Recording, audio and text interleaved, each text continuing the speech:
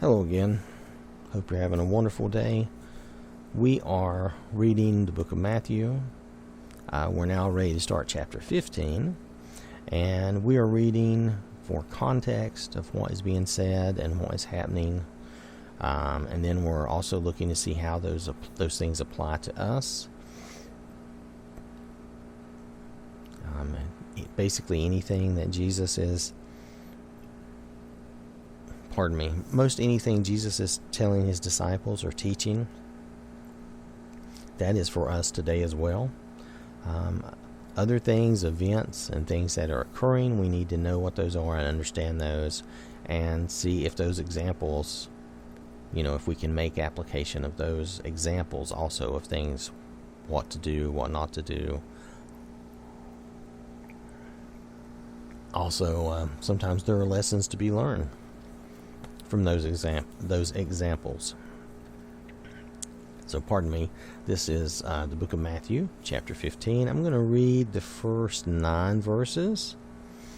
Then Pharisees and Scribes came to Jesus from Jerusalem and said, "Why do your disciples break the tradition of the elders? For they do not wash their hands when they eat." He answered them, "And why do you break the commandment of God for the sake of your tradition? For God commanded, 'Honor your father and mother,' and whoever reviles father or mother must surely die. But you say, if anyone tells his father or his mother, 'What you would have gained from me is given to God,' he need not honor his father.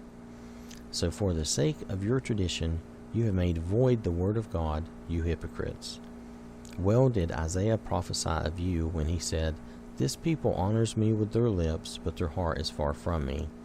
In vain do they worship me, teaching as doctrines the commandments of men.'" So this conversation here, if you don't understand, and I had to learn this from someone else, I did not know this, but to start off with, the Pharisees and the Scribes. Now, the Pharisees were very letter of the law. They were very much into, we follow the letter of the law. Now, it doesn't mean necessarily, you can follow the letter of the law and not follow the heart or spirit of the law. So they're always trying to catch Jesus and defraud Jesus and his disciples. And they're like, "Why do your disciples break the tradition of the elders? They do not wash their hands when they eat." Well, now notice they say the tradition of the elders. Well, okay, yeah, it would be a good thing to wash your hands before you eat, and I understand the tradition of the elders. That's probably an established practice, and they're like, why don't you do that? And Jesus comes back to them with something more important, and he says, "Well, why do you break the commandment of God for the sake of your tradition?" Now here they're complaining that the disciples are not following a tradition, not a commandment of God, but a tradition, and they do not wash their hands when they eat. Well, there's going to be times in your life you may not be able to do that anyway, but Jesus is like, well, why are you breaking the commandment of God? For God commanded, "Honor your father and mother, and whoever reviles father or mother must surely die. But you say, if anyone tells his father or mother, 'What you would have gained from me is given to God.'" Now, what they're referring to here, what Jesus is talking about here, is they had a commandment to take care of their father and mother, to take care of their family. I really feel like we have a moral obligation to do the same, even though we may not have the letter of the law that commands us to do that. We should do the same. We should take care of our fathers and our mothers and make sure that they're not abandoned, while we go about our life when they need us. And they had a commandment, and it's back in the Old Testament, to take care of their father and mother, to take care of their family. But here they had found a way to get around this by saying, "Well, I've dedicated what I would have given you to help take care of you in your old age. I've dedicated that to God." Now, when they say that, it was some sort of odd tradition they were doing. That didn't mean they gave it up to the temple. They still kept it and used it and they were just they were trying to create a loophole to get out of supporting their the members of their family that needed their help. Okay. We should definitely be taking care of our family that needs our help. And we should be doing that first so that they're taken care of, and then helping others beyond that. We should be doing that and more, but we should definitely at first glance, there is a passage that we will read later on that's in one of the epistles that, someone who doesn't take care of their family is worse than an unbeliever. So we should be taking care of our family. That includes our parents and stuff. We should make sure that they're taken care of, not just abandon them. It's kind of a reciprocal thing where they took care of us when we were young and vulnerable. Now they're old and vulnerable. We need to watch out for them and take care of them. I know we're not always the best at that. It's not always the easiest to do that. And sometimes your parents don't want that. They don't want that help from you. Sometimes they don't. But there are times when you have to do that.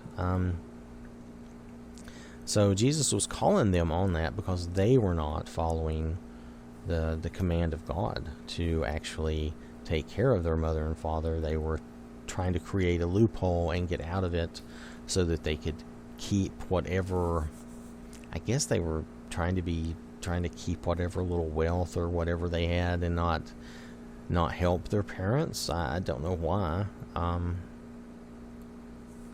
But this is what they were doing. And Jesus says, says, if anyone tells his father or his... but you say, if anyone tells his father or his mother, what you would have gained from me is given to God, he need not honor his father.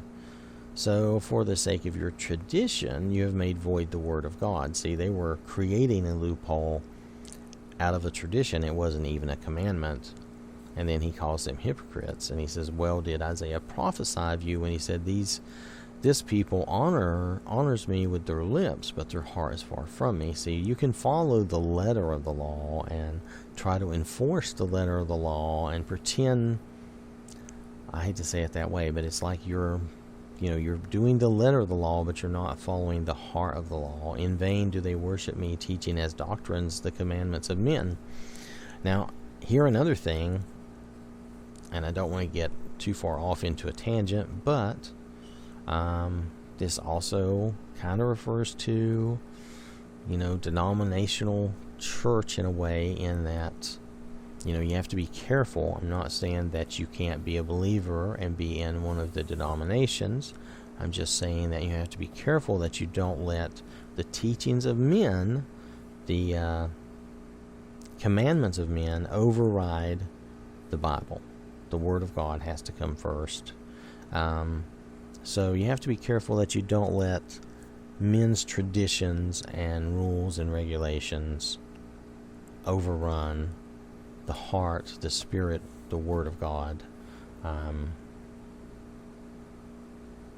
I think that's our main takeaway here, is that we should follow Jesus. We should follow the heart and the spirit of the Word of God and do as God would have us do. And Jesus really has already broke that down with the commandment to love one another and treat one another as ourselves. If you want, you should be nice to others like you would have others be nice to you. It's the golden rule: love your neighbor as yourself. Because if you do those things, you won't have these problems. But a part of that is having a kind heart and realizing you should especially have a kind heart in your own family. But I understand sometimes that's hard. That can be tough. So, all right. So that's our main takeaway from here. Don't let the traditions of men override, and the letter of the law override, what you know in your heart, what you know from God is right and correct. In taking care of your loved ones, your family, you should definitely be doing that. And we should not just honor God with our lips and follow the letter of the law and the practices and traditions of men, but we should follow the Word of God and follow Jesus and do things that are correct in God's sight according to His wisdom and His love. So, all right. So, thank you very much. We're going to pick up from here in our next session. We'll pick up here with chapter 10, with verse 10. Okay. So, thank you for listening, and God bless you.